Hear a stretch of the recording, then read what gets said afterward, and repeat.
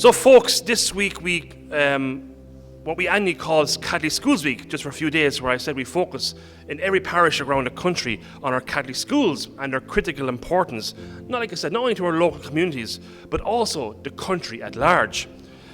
The Bishop of Meath, Bishop Tom Dean, he recently said, generations of people have benefited from the Catholic schools, and our society is all the better for their contribution to the common good.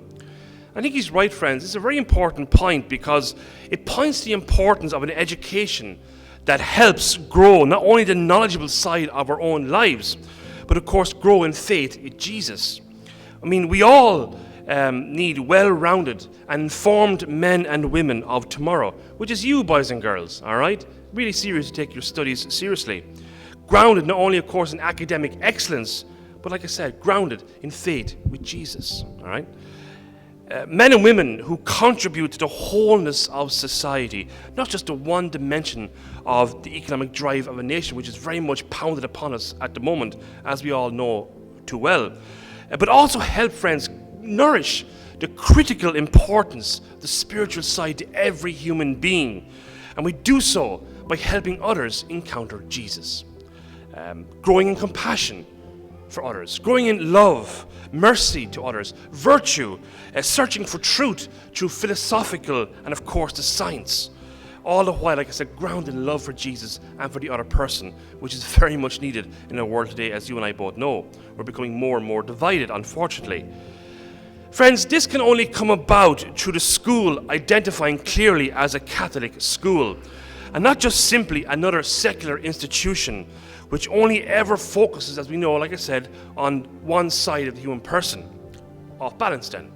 And it's this battle of competing economic worldviews and the many harmful ideologies at the moment that's causing so much division and so much confusion all around the globe and indeed in our personal lives, because we're looking at this through all sorts of vices through our phones. And it can be dangerous. And we need, which is why we need, friends, the people of tomorrow to grow in Christian virtue and knowledge of the world. Not one or the other, but both. I think Catholic schools can provide that.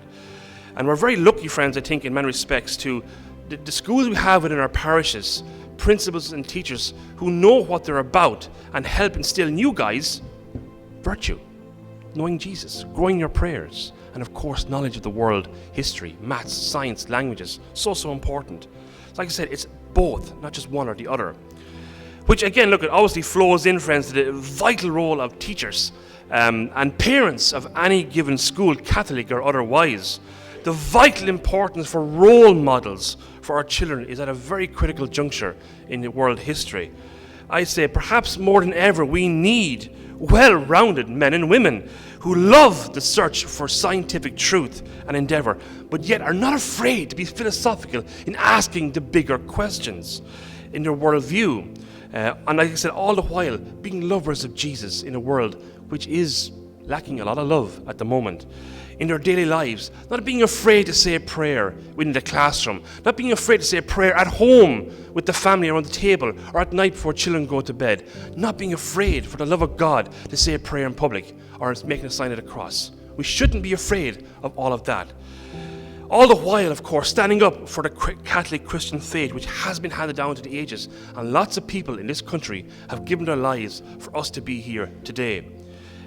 Parents and teachers who are not afraid of their Christian convictions and to stand up for the Catholic schools. Because, friends, look, as a parish, we just can't do it by ourselves. Those who come to Mass every day, we just can't do it anymore by ourselves. It's not possible. It's putting tremendous strain on parishes, not here, but all over the country at the moment.